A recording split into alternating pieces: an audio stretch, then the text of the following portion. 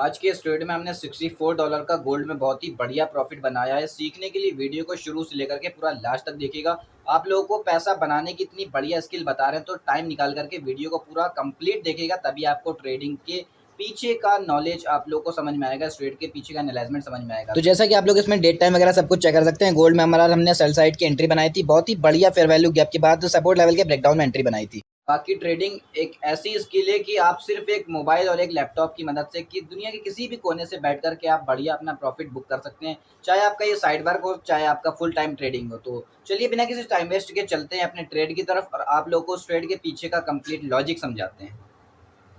हाँ तो भाई लोग, जैसा कि हम अपने चार्ट्स पर आ चुके हैं, आप लोगों को इस ट्रेड के पीछे का कंप्लीट लॉजिक समझाने में बहुत ही आसान तरीके से कि बिगिनर ट्रेडर, कोई भी नया ट्रेडर जो ट्रेडिंग की शुरुआत भी करना चाहता है, बहुत ही आसानी से इस ट्रेड के पीछे का लॉजिक को समझ सकता है, क्योंकि हम कोई मुश्किल चीज़ें नहीं ले रहे हैं। सिर्फ 3 चीज़ें, ट्रेंड लाइन, ब्रेकआउट, ठीक है, और सपोर्ट और रेजिस्टेंस, इन 3-4 चीज़ों की मदद से बहुत ही आसान तरीके से समझाएंगे। आप लोग देख सकते हैं कि सबसे ऊपर हमने एक एरो टाइप में ड्रॉ किया हुआ, वहाँ से मार्केट डाउन ट्रेंड में है, और जस्ट उसके नीचे अभी जो हमने छोटा सा एरो बनाया हुआ है, वो एरो से हम आप लोग को एक लाइन दिखा रहे हैं। वो लाइन क्या है? लोअर लो, इक्वल लो की जो लाइन है वो सपोर्ट लेवल की लाइन कहला रही है। यहाँ पर इक्वल लो की लाइन है वो, ठीक है, वो लाइन हम ड्रॉ की हुई है, वहां तक मार्केट आया। इक्वल लो की पिंक कलर की लाइन को भी ब्रेकआउट जैसे ही दिया, हमने एंट्री बनाई और मार्केट के प्रीवियस सपोर्ट लेवल पर एक सबसे नीचे ब्लू कलर की लाइन देख रहे होंगे, वहां तक हमने रखा अपना टारगेट।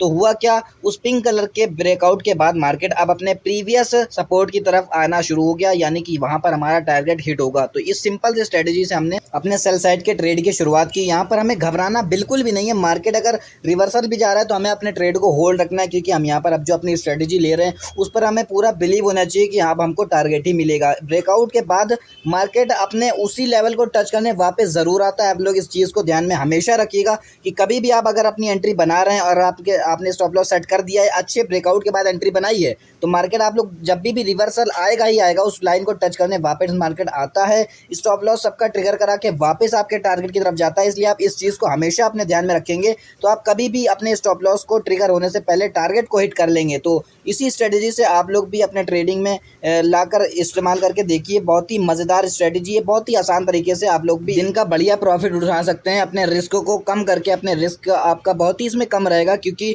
हम बहुत ही सिंपल स्ट्रेटेजी बता रहे हैं। इसमें कोई झंझट वगैरह, कुछ फिबोनाची वगैरह कुछ भी नहीं बता रहे हैं। वो बहुत ही एडवांस ही, केवल बेसिक चीज़ों से आपको अपनी ट्रेडिंग शुरू करनी है। और ट्रेडिंग में सबसे ज़्यादा इमोशन का गेम होता है। कभी भी मार्केट रिवर्सल जाए, कुछ भी हो, आपको अपने इमोशन पर कंट्रोल रखना है। दिन के 2 से ज़्यादा ट्रेड किसी भी हालत में नहीं लेने हैं। ये सिर्फ और सिर्फ एक ट्रेडिंग को बिजनेस की तरह करिए, और बाकी अपना इसको ट्रेड को पेशेंस रख के 1:2 के टारगेट पर छोड़ दीजिए। और भाई लोग, ट्रेडिंग इतनी बढ़िया स्किल है कि जैसे एजुकेशन कोर्सेज होते हैं, वैसे ट्रेडिंग के भी कई कोर्सेज होते हैं। ये भी एक बहुत ही बढ़िया एजुकेशन, बहुत ही अच्छी स्किल है।